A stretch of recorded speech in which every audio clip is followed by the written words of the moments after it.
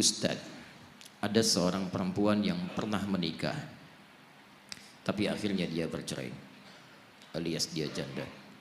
Kemudian dia menikah lagi, tapi kawin lari. Capek. Orang menikah itu diam, dikawin sambil lari, bingung saya. Tidak disyariatkan kawin lari itu. Penghulunya juga bingung. Saya nikahkan engkau, Masya Allah. Saya terima nikahnya. Ada-ada aja. Kadang-kadang manusia itu dikasih yang nyaman, pilih yang susah. Dan dia dinikahkan oleh orang lain, sedangkan wali sahnya masih ada. Bagaimana hukum menikah seperti itu?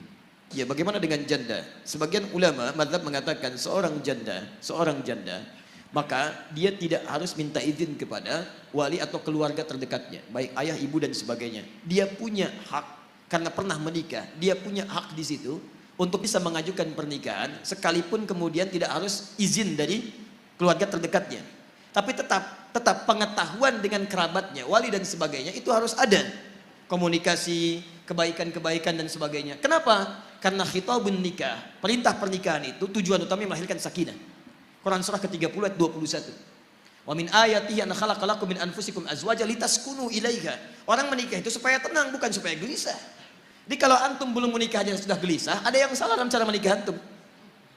Bagaimana antum bisa menikah dengan tenang kalau cara menikahnya aja menimbulkan kegelisahan? Makanya sekalipun para perempuan yang sudah pernah menikah punya hak misalnya secara pribadinya untuk dia bisa menikah dengan yang dia pilih, tapi tetap tidak mengurangi dua hal. Dia harus berkonsultasi, dia tanyakan, dan dia minta perwalian. Jadi tidak menggugurkan hak walinya. Cuman dia punya hak untuk menikah, mengajukan pernikahan, tapi tetap tidak menggugurkan hak walinya. Dia harus dinikahkan oleh orang lain. Siapa itu? Kalau ada kerabat terdekat, ambil kerabat terdekat. Kalau kemudian kerabat terdekat tidak ada, maka silahkan cari wali-wali hakim yang bisa mewakilinya. Dari KUA atau yang lain-lainnya.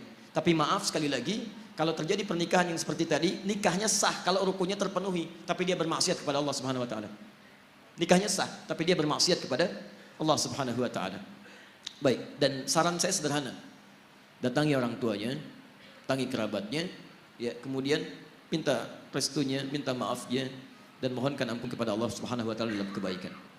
Tapi ada kasus yang dibenarkan pernikahan seperti itu jika memang kondisi-kondisi dari wali terdekatnya, satu, menjauhkan dia dari Allah Subhanahu wa taala. Ada ancaman yang membahayakan bagi agama dan kepercayaannya. Misal, dia beda agama, seorang anak. Kemudian ketika dia pindah agama, dia mau menikah, diancam oleh orang tuanya. Kalau kamu kemudian mau saya jadi walinya, kamu harus kembali kepada agama kamu.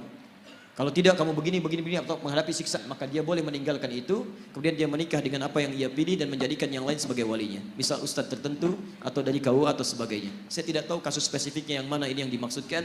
Tapi kalau misalnya, mohon maaf, yang dimaksudkan yang pertama, maka saran saya supaya bisa kembali kepada walinya, kemudian dia meminta maaf dan bersama-sama beristighfar kepada Allah Subhanahu wa taala. Kalau nikahnya sah sepanjang rukunnya terpenuhi, tapi sekali lagi dia bermaksiat kepada Allah Subhanahu wa taala. Dan ingat, di rumah tangga, hadis Al-Bukhari, buka di Al-Adabul Mufrad paling kanan sebelah bawah, ridha di rumah tangga jika orang tua masih ada, salah satunya ditentukan oleh ridhonya orang tua. Ridhallahi fi ridhal walidi wa sukhtullahi fi sukhtil walid. Allah taala alam bis-shawab.